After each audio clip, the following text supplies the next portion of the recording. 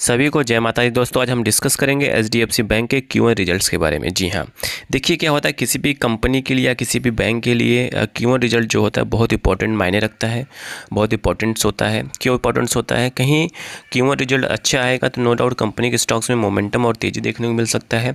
वहीं Q1 result गड़बड़ आता है, अच्छा नहीं आता है, तो सेलिंग प्रेशर भी देखने को मिलता है। जी हाँ, तो आज हम बात करेंगे एचडीएफसी बैंक के Q1 रिजल्ट्स के बारे में। तो यहाँ पे आप देख रहे हैं एचडीएफसी बैंक के Q1 रिजल्ट में आप देखेंगे, हम बात करेंगे टोटल इनकम की बात करेंगे, मतलब इंटरेस्ट से कितना इनकम आया, मतलब सब कुछ डिटेल में टोटल इनकम कितना जनरेट किया एचडीएफसी बैंक ने वो देखते हैं। तो यहाँ पे देखेंगे नंबर 3 वाला पॉइंट ये, तो इसको मैं सर्कल कर देता हूँ। तो यहाँ पे आप देख रहे हैं 92,184 करोड़ के आसपास, मतलब 1 करोड़ का डेटा है। ठीक है, ध्यान दीजिएगा।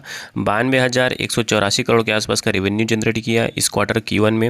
वहीं Q4 की बात किया जाए, Q4 2026 की बात किया जाए, तो यहाँ पे देखेंगे 89,808 करोड़ के आसपास का जनरेट किया था।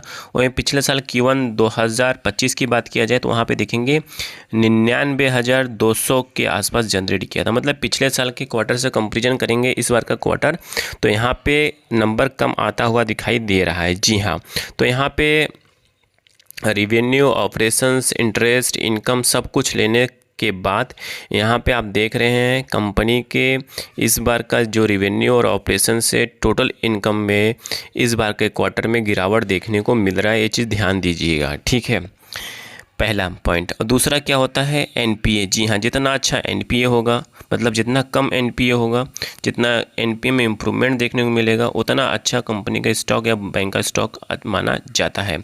तो यहाँ पे आप देखेंगे, पहले हम डिस्कस करते हैं टोटल इनकम कितना जनरेट किया, फिर उसके बाद हम बात करते हैं एनपीए पे। जी हाँ, तो यहाँ पे देखेंगे नेट प्रॉफिट की बात किया जाए तो नेट प्रॉफिट कितना जनरेट किया, एक्सपेंडिचर की बात किया जाए, एक्सपेंसेस की बात किया, सब कुछ काटने कूटने के बाद बैंक के पास पैसा कितना बचा, उस पर हम थोड़ा सा डिस्कस करते हैं।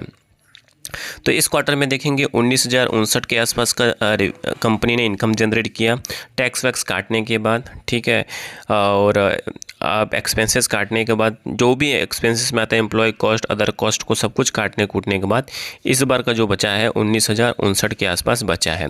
वहीं पिछले क्वार्टर Q4 की बात किया जाए तो Q4 में देखेंगे 19,221, मतलब Q4 के रिजल्ट से भी इस बार का जो रिजल्ट पैट जिसे कहते हैं, ठीक है, नेट प्रॉफिट जिसे कहते हैं आफ्टर टैक्स, यहाँ पे आप देख रहे हैं गिरता हुआ दिखाई दे रहा है। मतलब Q4 के कंपेरिजन में भी इस बार का Q1 जो रिजल्ट है कम आता हुआ दिखाई दे रहा है, जो अपने आप में ठीक नहीं है।